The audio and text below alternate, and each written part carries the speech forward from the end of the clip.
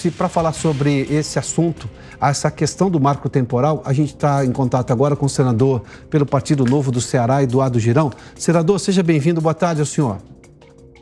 Muitíssimo boa tarde, Piotr. Uma honra muito grande estar participando mais uma vez do programa Prós e Contras com vocês aí da Jovem Pan. Senador, nós tivemos uma novidade agora há pouco, a divulgação que o ministro André Mendonça pediu vista, já está 2-1, porque Alexandre de Moraes votou com faquinha, ou seja, contrário ao entendimento da Câmara dos Deputados, que também já se manifestou sobre o assunto. Bom, as razões pelas quais André Mendonça, o ministro do Supremo, pediu vista, e ele tem 90 dias agora, no máximo 90 dias, para devolver o processo à corte, para julgamento, não conheço. Mas que isso indica claramente, por outro lado, independentemente de uma coisa ou outra, um tempo para o Senado se manifestar sobre o assunto, que é quem legisla, ou seja, o Senado ganhou uma chance. Vai esperar 90 dias ou o Senado vai se manifestar, senador? Não é possível, né, Piotr? O Senado está ficando para trás o tempo todo. A Câmara, nesse aspecto, a gente tem que tirar o chapéu para os deputados federais que estão cumprindo o seu dever, fazendo o seu trabalho, porque é aqui que isso tem que ser decidido e não lá no STF, que está protagonizando mais um ativismo judicial, assim como ele faz com porte de droga, assim como ele faz com o marco do saneamento, assim como ele está fazendo agora, já dizendo que vai fazer com aborto, né? Então, hoje mesmo foi cancelada a sessão aqui no Senado Federal, onde eu estava com o discurso pronto, cobrando o presidente da casa para deliberar sobre esse assunto, né? E o Senado ele precisa se levantar perante a sociedade, porque não dá para engavetar tudo. Está ficando muito feio para todos os senadores. E nem todos concordam, eu estou vendo o movimento crescer, não apenas da oposição, mas até os independentes também, para que o Senado vote, que se coloque a digital de cada um, o que é que cada um pensa sobre essa insegurança jurídica. E, ao que tudo indica, o Supremo Tribunal Federal, se depender deles, né, pelas entrevistas, porque ministro não era para estar dando entrevista sobre esse assunto, como lá nos Estados Unidos a Suprema Corte não se pronuncia, apenas nos autos, né? Mas o que a gente vê é uma casa cada vez mais política, a nossa Suprema Corte aqui no Brasil, cada vez mais ideológica e que tem gerado uma insegurança jurídica que afasta investimentos da nossa nação. Agora, senador, por que esse, digamos, pelo menos engavetamento momentâneo, esse comportamento do presidente do Senado, o senador Rodrigo Pacheco? Qual a razão? Ele já tinha dito, vamos ser justos aqui, logo depois que a Câmara aprovou essa questão do marco temporal, que se manifestou claramente a favor da Constituição de reconhecer que as terras indígenas só poderiam ser reivindicadas pelas comunidades se eles estivessem ocupando aquelas terras até o dia 5 de outubro de 88, quando da promulgação da Constituição. E quando o Rodrigo Pacheco foi perguntado sobre o assunto, logo depois, ele falou assim, a Câmara vai olhar isso de forma mais atenta, vai passar por uma comissão, ou seja, ele não disse que ia dar celeridade ao processo, mesmo com a iminência do julgamento no Supremo Tribunal Federal. Agora tem mais esse prazo, mas por que esse comportamento que a gente viu, por exemplo, na questão que o senhor citou, a lei de saneamento, que também a Câmara já se manifestou, e vai para o Senado e o Senado não se manifesta? É prerrogativa única e exclusivamente dele pautar esse assunto? Pois é, nós já temos pedidos, Piotr, aqui, de inclusive da oposição, de pedido de urgência para ir ao plenário. E tem senadores ideologicamente mais alinhados com o governo e a esquerda, querendo que vá para 5 comissões. Né? Basta você ir atrás e saber quem são. Então, quando você quer mandar para 5 comissões, é porque você não quer que resolva. Sim. Né? E já demorou demais. A gente precisa usar as nossas prerrogativas enquanto a gente tem algumas delas, porque nós estamos abdicando de fazer o nosso trabalho e estamos recebendo dinheiro, Piotr, pago por você, pago quem está nos assistindo na Jovem Pan, e não é barato. Você sabe quanto é o custo do Senado Federal? 5,7 bilhões de reais por dia útil.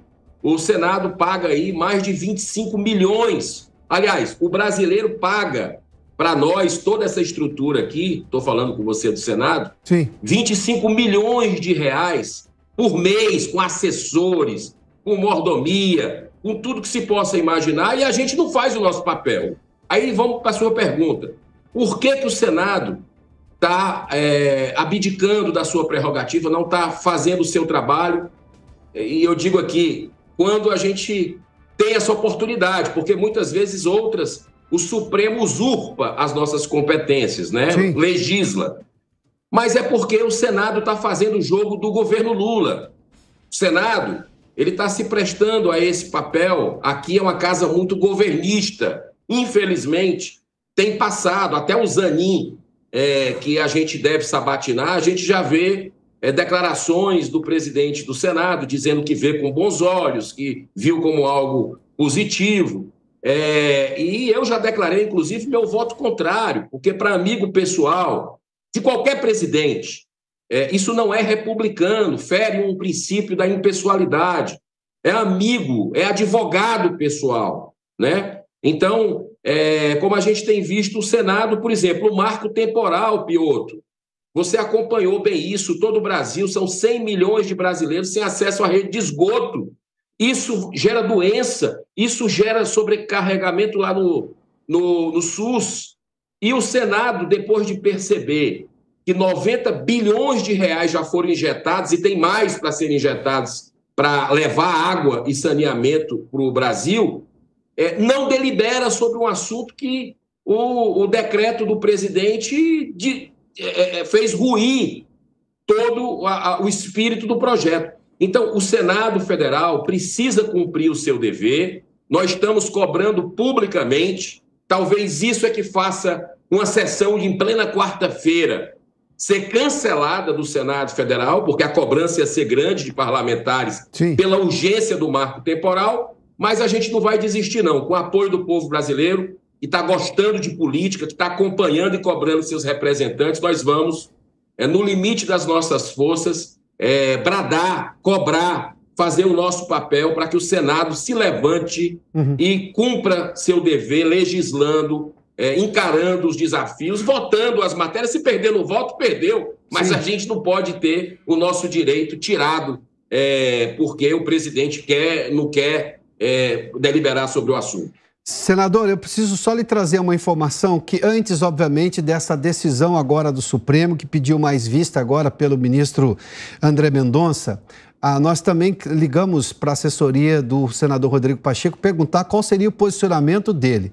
E a resposta, antes de tudo isso, é que ele iria esperar o julgamento no Supremo Tribunal Federal. A escolha dele era clara, extremamente cristalina, eu diria, de não se manifestar enquanto legislativo, esperando que a decisão viesse do Supremo Tribunal Federal. Não sei se ele vai mudar agora com esta nova decisão. Essa pergunta foi feita e a resposta também antes dessa decisão que nós demos agora, inclusive em plantão urgente aqui, uma informação da Jovem Pan News de mais 90 dias, que terá agora, no mínimo, pelo menos, né? Ele pode encurtar esse prazo, mas do pedido de vista de André Mendonça. O que tivemos de resposta do presidente do Senado foi exatamente isso. Ele está achando que o Senado não legisla, é o Supremo Tribunal Federal. Pois é, Piotr, eu acho que a gente tem que virar essa página de o Senado ser submisso ao Supremo Tribunal Federal. O Senado vai completar 200 anos no ano que vem, né? E ele precisa estar à altura de uma casa revisora da República. Tudo tem parado aqui.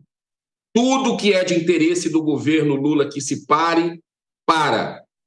E eu acredito no bom senso, sabe? Eu acredito na capacidade de reflexão de todos os colegas, do próprio presidente do Senado, que ele possa perceber que esse assunto está pegando mal para todos nós, legisladores, e que a gente precisa fazer o que a Câmara fez, votar. Se for votar para manter, tudo bem. Se for para ser contra, ok. Mas que precisamos fazer o nosso trabalho. E eu tenho certeza, com as cobranças que vamos retomar a partir da próxima sessão, diariamente, na reunião de líderes, o presidente não vai deixar o Senado ficar inerte com relação a isso, vai cumprir o seu dever constitucional, que é isso que a população brasileira espera dessa casa que custa, repito, 5,7 B de bola e de índio, bilhão de reais por ano,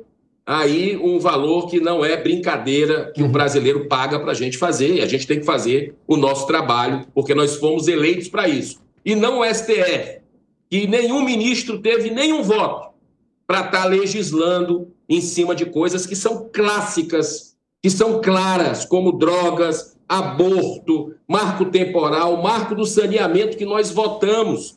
513 deputados federais, Piotr, 81 senadores, um presidente da República sancionou. Me diz quanto é que custou isso, custo legislativo, para, num decreto do presidente Lula, travar uma coisa que é boa para a população brasileira. Cadê a preocupação com os pobres que adoecem desse governo desumano e também vingativo que nós estamos vendo em muitas áreas o governo Lula? Senador Girão, muitíssimo obrigado pela participação aqui no programa, aqui no Prós e Contras pela Jovem Pan News. Boa tarde ao senhor. A gente vai continuar, porque já faz uma semana que a Câmara votou essa questão do marco temporal. Exatamente hoje, quarta-feira, foi lá no dia 30, semana passada. Já faz uma semana, a gente vai contar todos os dias em que Rodrigo Pacheco vai deixar de colocar essa questão em votação. Não esqueça do saneamento. Não esqueça mais do saneamento, que esse é bem maior o prazo já, né?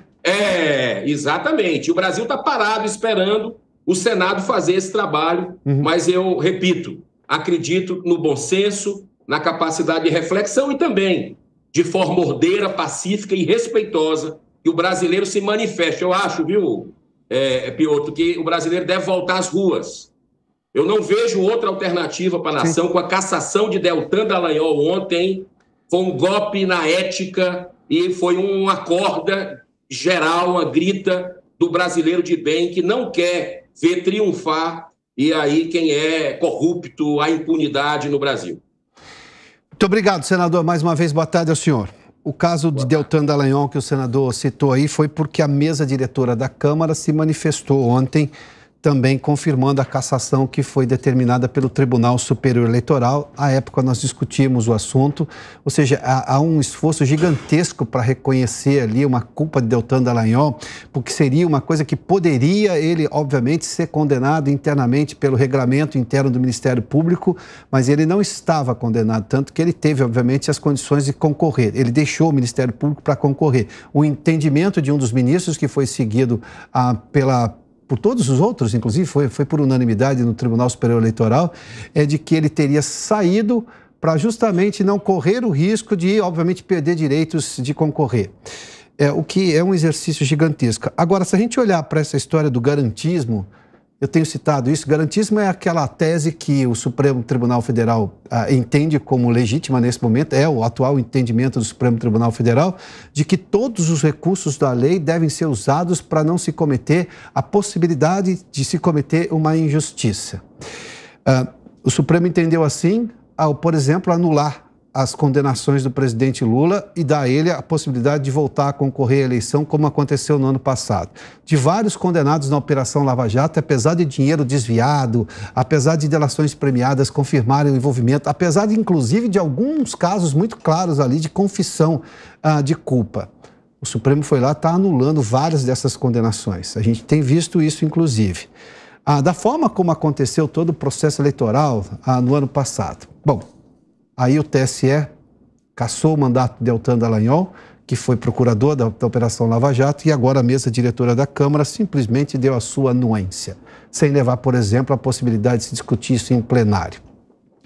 Como diz o Zé Maria Trindade, o doutor Ulisses Guimarães obviamente se arrepiaria de ver o Congresso Nacional prostrado assim para decisões de outros poderes. Vamos lá. 4h45. Portanto, tem 2 julgamentos que a Câmara já se manifestou. A lei de saneamento, que é um pouco mais prazo, eu vou apurar os dias aqui, já faz uma semana a questão do marco temporal. A gente vai insistir nesse questionamento ao presidente Rodrigo Pacheco do Senado para saber, agora com essa decisão de André Mendonça, que ele tem até 90 dias para se manifestar, devolver o processo para a Corte no Supremo dessa questão do marco temporal, desse pedido do governo de Santa Catarina de reintegração de posse, que colocou o marco temporal como agora um julgamento dentro do Supremo, da Constitucionalidade dele, o entendimento dele, se ele também vai esperar 90 dias agora para o Senado se manifestar. Quem legisla é o Legislativo e óbvio que Rodrigo Pacheco sabe o significado de legislativo e do verbo legislar. Aliás, é um jurista, inclusive, é um advogado. 4h